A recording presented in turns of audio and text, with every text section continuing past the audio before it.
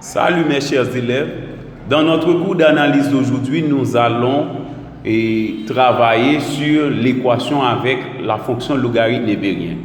Voici la définition. Équation avec la fonction logarithme népérien.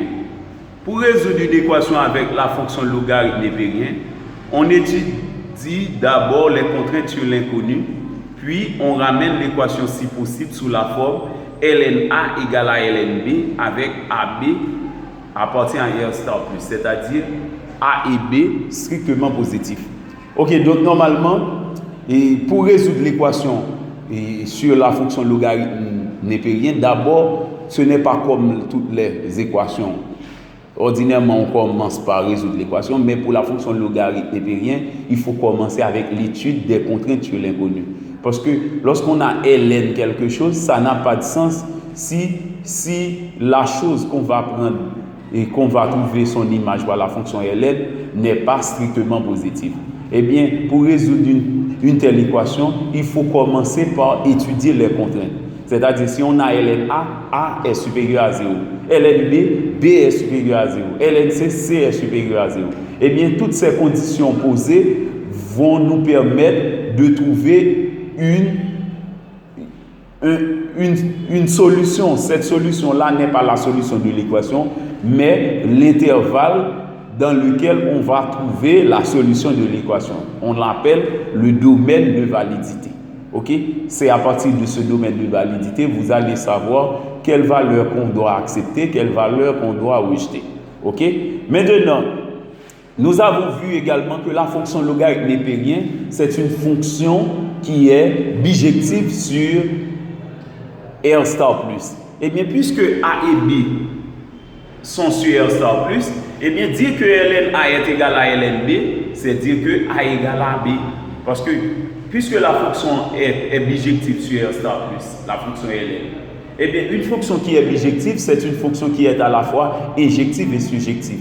Et nous avons vu, lorsque f est injectif, f de x est égal à f de x' veut dire que x est égal à x'. Eh bien, puisque ln, la fonction ln est bijective sur R star plus, elle est injective sur R star plus. Donc, ln A est égal à ln B veut dire que A est égal à B. Ok? Maintenant, c'est à partir de cette chose-là, c'est à partir des contraintes et cette propriété-là concernant la bijection de la fonction ln que nous allons pouvoir résoudre toutes les équations que nous allons trouver dans nos cours durant cette année. Voici un exercice d'application. Résoudre dans R. A. ln x plus 3 plus ln x plus 5 est égal à ln 15. B. ln x carré moins 1 plus 2 ln 2 est égal à ln 4x moins 1. C. 1 demi ln valeur absolue de x moins 1 moins ln valeur absolue de x plus 1 est égal à 0. D. ln x au carré moins 6 ln x plus 5 est égal à 0. Ok, donc, comme à l'ordinaire, pour commencer avec le cours, on commence par le commencement. Eh bien, je prends la première partie, c'est ln x plus 3 plus ln x plus 5 égale à ln 15. Ok, donc, pour étudier les contraintes, ln x plus 3, eh bien, x plus 3 doit être supérieur à 0. ln x plus 5 doit être supérieur à 0. Ok? Eh bien, ça nous donne x supérieur à moins 3, x supérieur à moins 5. À l'aide de tableau, je cherche l'endroit où x est supérieur à moins 3 et x supérieur à moins 5 en même temps. Eh bien, voici le tableau. X est supérieur à moins 3. C'est de moins 3 à plus infini. Toutes les valeurs plus grandes que moins 3.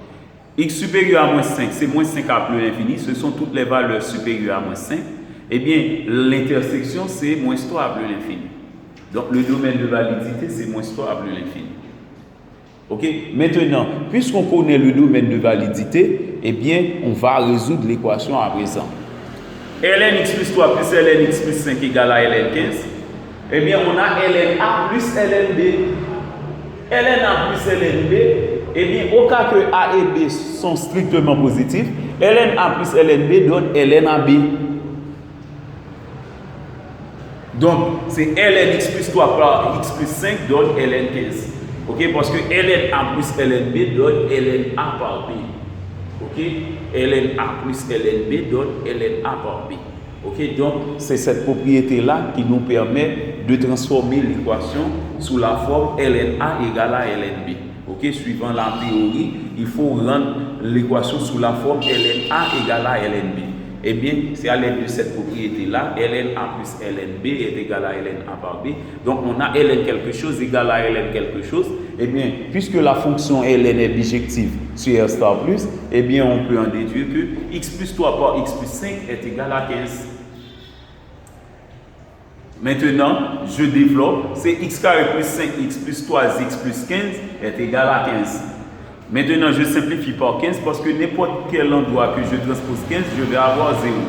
Ça donne x carré plus 8x en réduisant est égal à 0. Je mets x en évidence, c'est x facteur de x plus 8 est égal à 0. Donc, on a un produit de facteurs, x est égal à 0 ou x plus 8 est égal à 0. X est égal à 0 respecte le domaine, les conditions du domaine de validité.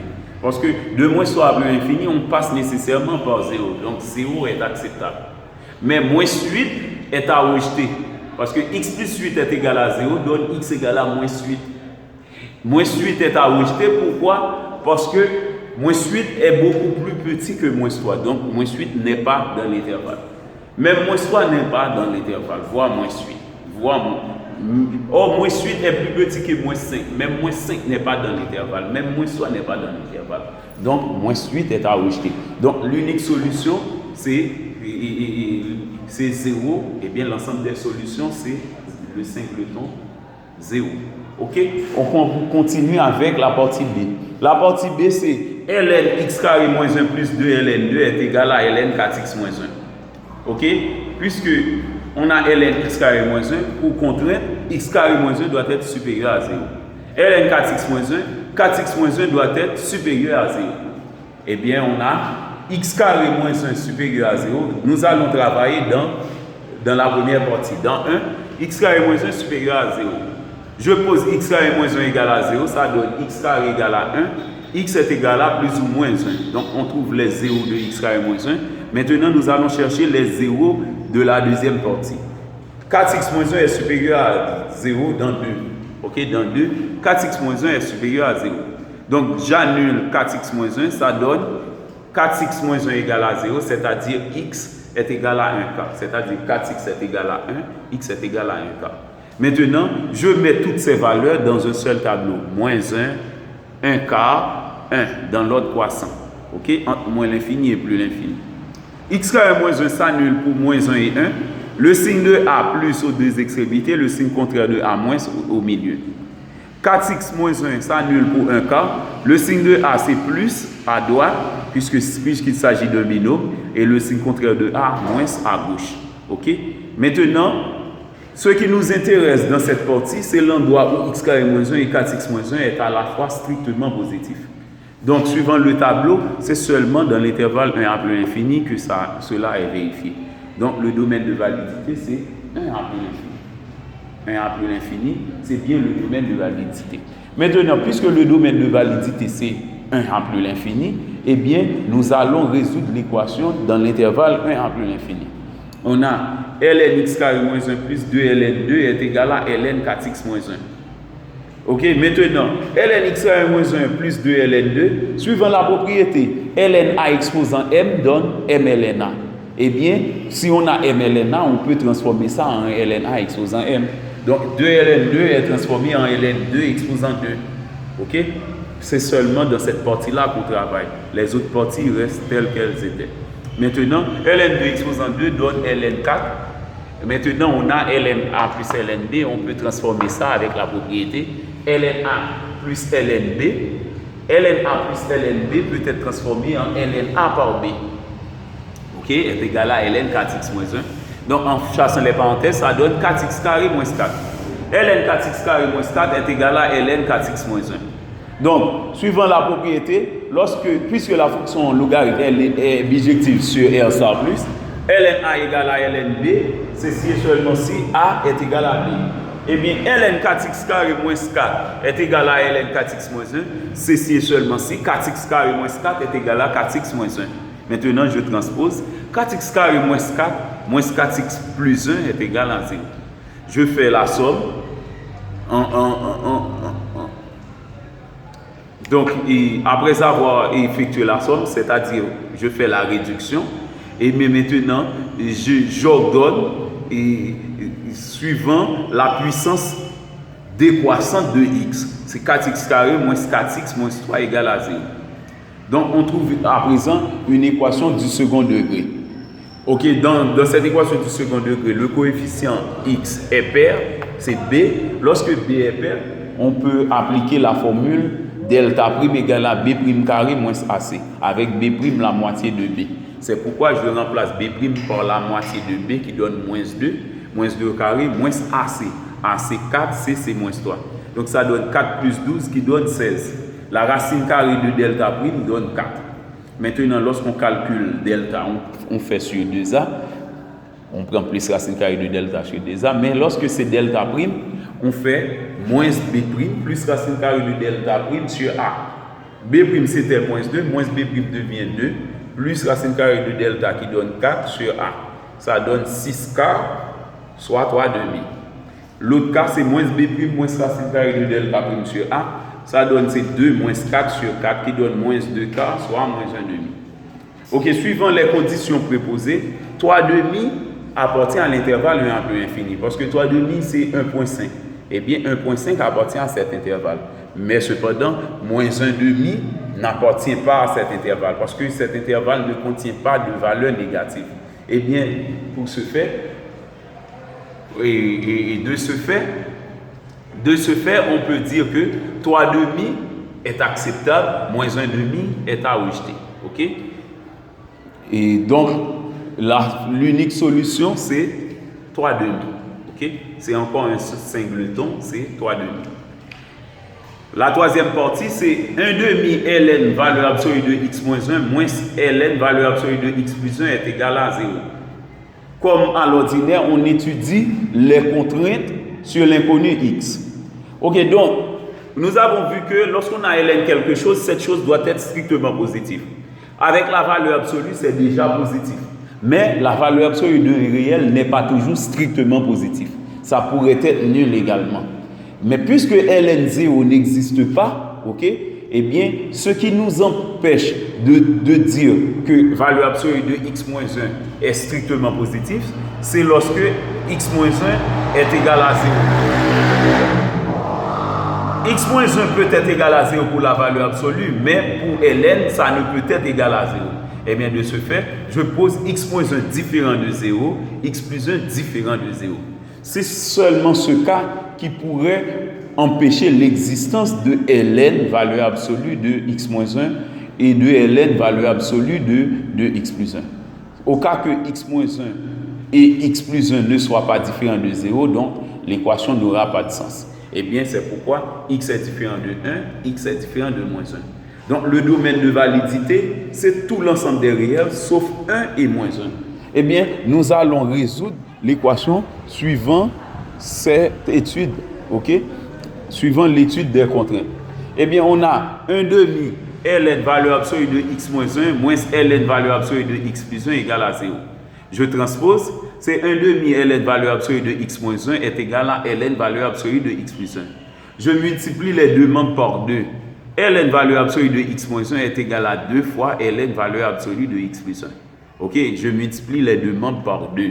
Ok, 2 par 1 demi donne 1, 2 par ln valeur absolue de x plus 1. Ok, maintenant, je fais la propriété, j'applique la propriété. ln a exposant m donne m ln a. Eh bien, m ln a ici est remplacé par ln a exposant m. Ok, donc, suivant la propriété, puisque la fonction logarithme est bijective sur R star plus, eh bien, ln valeur absolue de x moins 1 est égal à ln valeur absolue de x plus 1 au carré, veut dire que valeur absolue de x moins 1 est égale à valeur absolue de x plus 1 au carré. Et nous avons appris également que valeur absolue de x au carré donne x carré. Parce que x carré est positif. Ok? Puisque x carré est positif, donc valeur absolue de x au carré donne x carré. Eh bien, c'est pourquoi je transforme valeur absolue de x plus 1 au carré en x plus 1 au carré. Et nous avons appris également que racine carrée de x carré donne valeur absolue de x.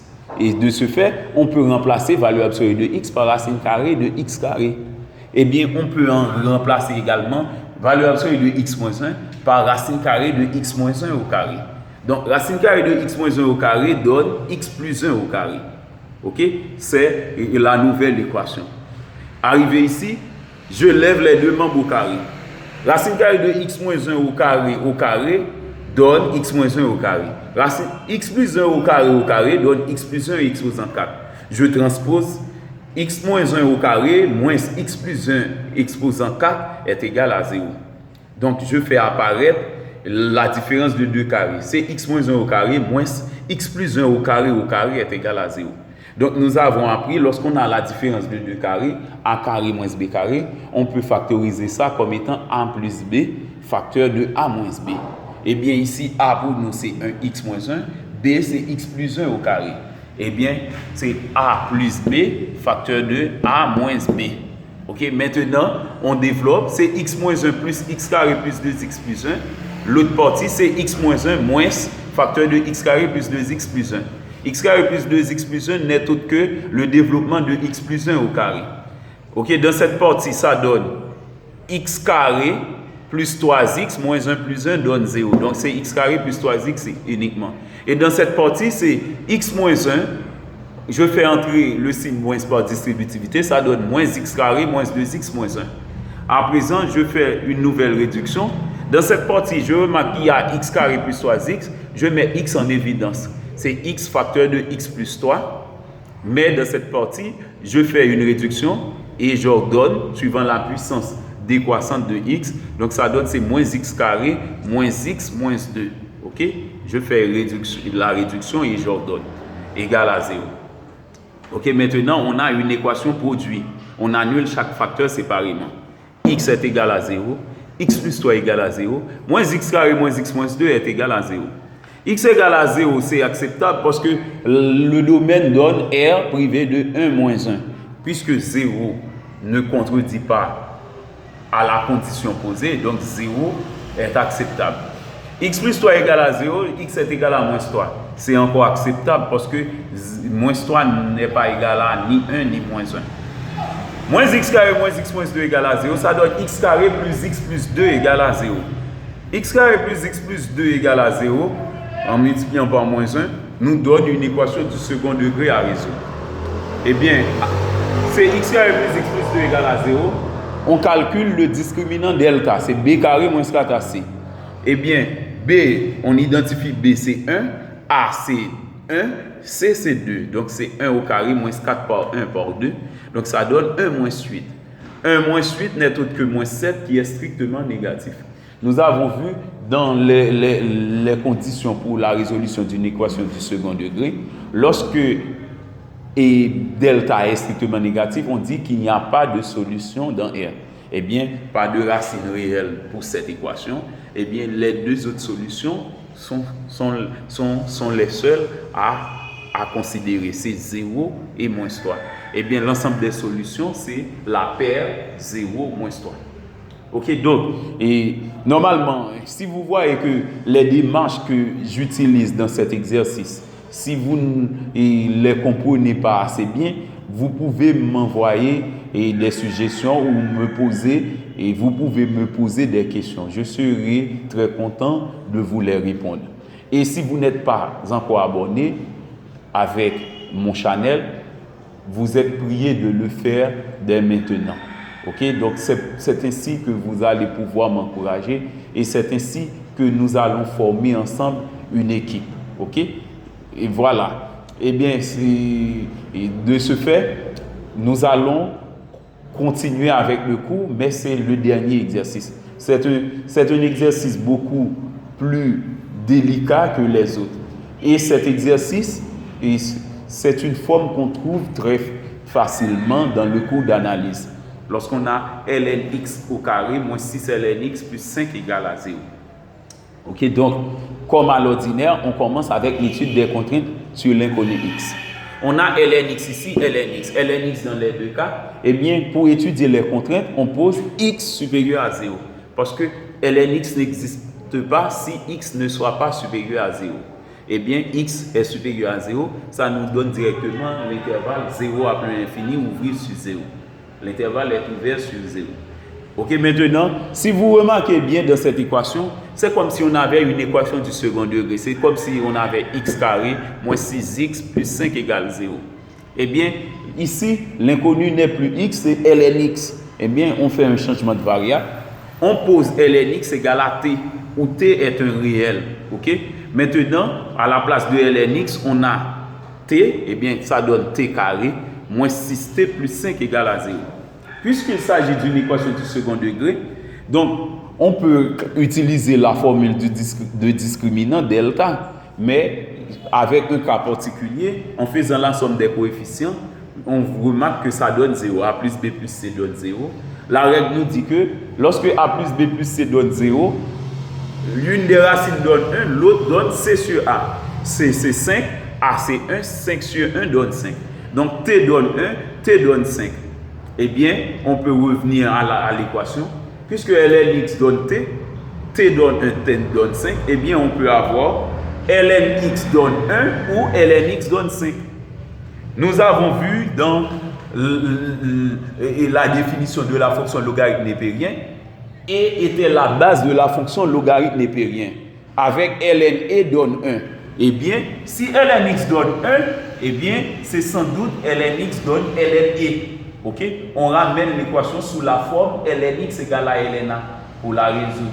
Parce que c'est ça qu'on a précisé dans la théorie. Il faut ramener toujours l'équation sous la forme ln x égale à ln a. Eh bien, c'est ln x égale à ln e parce que c'est ln e qui donne 1. Eh bien, puisque la fonction ln est bijective sur r star plus, donc x est égal à e. C'est acceptable pour e parce que e est un nombre strictement positif. Ln x est égal à 5, on fait la même chose. C'est ln x est égal à 5 par 1. 1 en mathématiques n'est autre que ln e. Eh bien, c'est 5 par 1, c'est-à-dire 5 ln e. Eh bien, avec la propriété ln a exposant m donne m ln a. Eh bien, m ln a peut être remplacé par ln a exposant 5. Et ln e exposant 5.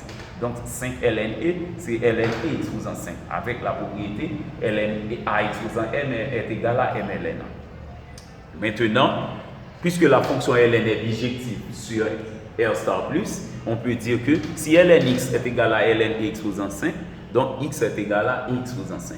Puisque e exposant 5 est aussi un nombre strictement positif, eh bien e exposant 5 est acceptable. Donc l'ensemble des solutions, c'est e exposant 5. Ok, donc merci pour vos compréhensions et bonne journée.